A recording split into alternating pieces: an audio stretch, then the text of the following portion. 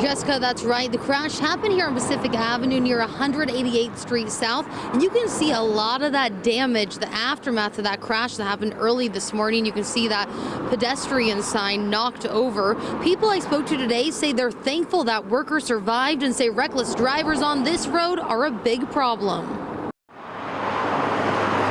Pacific Avenue in Spanaway is known by people who work nearby to have reckless and speeding drivers, especially after dark. Here is 45.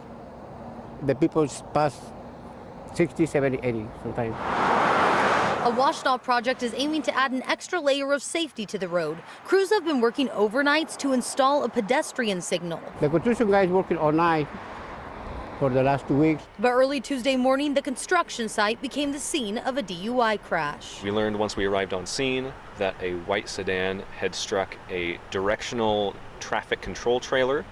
That traffic control trailer was forced forward through the air and struck a construction worker that was here on scene. The woman who was driving continued and crashed into a trailer behind a dump truck. The car immediately burst into flames.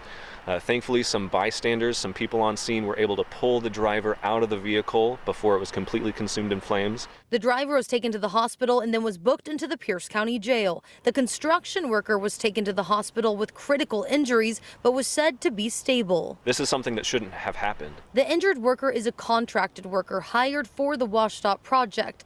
WashDOT said there were more than 1,600 work zone related crashes in Washington last year. That's a 17% increase from the year before.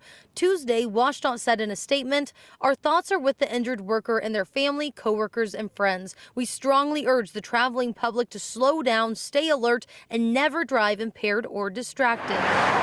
People here want to see changes like a lower speed limit and more enforcement. Maybe change the speed and maybe they put more officers.